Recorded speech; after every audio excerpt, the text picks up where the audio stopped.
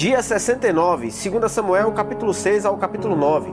No capítulo 6, Davi reúne 30 mil guerreiros de Israel e vai para a casa de Abinadab em Giba, a fim de buscar a Arca da Aliança.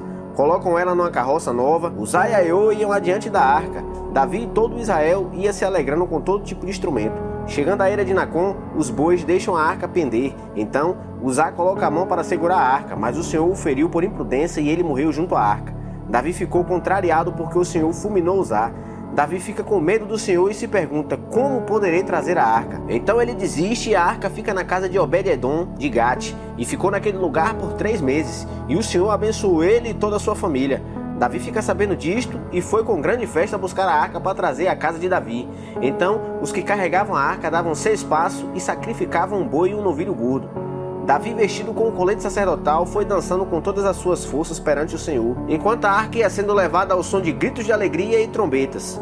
Quando Davi entra na cidade, Mical olha para ele e o despreza em seu coração, porque ele estava dançando perante o Senhor sem as vestes reais, apenas com a roupa de baixo. Então colocaram a arca na tenda de Davi, e Davi oferece holocaustos e ofertas pacíficas. Ele abençoou o povo e repartiu entre o povo um bolo de pão, um bom pedaço de carne e um frasco de vinho, e todos foram para suas casas. Quando Davi chega em casa para abençoar sua casa, Mical o repreende dizendo que ele era sem vergonha, pois estava com aquelas vestes perante seus servos e servas. Davi disse que estava se alegrando perante o Senhor e muito mais se humilharia em sua presença, pois foi Deus quem constituiu o rei de Israel. E ele diz: das servas que você falou eu serei honrado.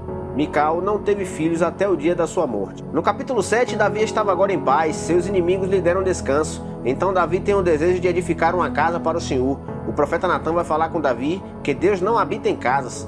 Ele passa em tendas, tabernáculos, mas não se estabelece ali. Afinal, Deus não comportaria na maior de todas as casas. E Deus diz que de Davi virá uma dinastia, seu reino durará para sempre e que seu filho edificaria uma casa para Deus. Davi então ora a Deus em agradecimento.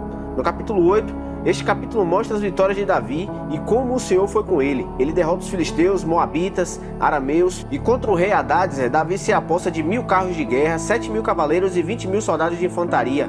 Ainda levou 100 cavalos de carro de guerra e aleijou todos os outros.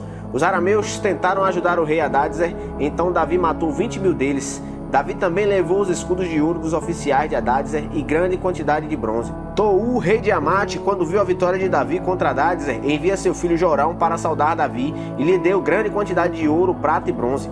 Davi consagrou esses utensílios e o Senhor abençoava Davi. Por fim, mostra os oficiais de Davi.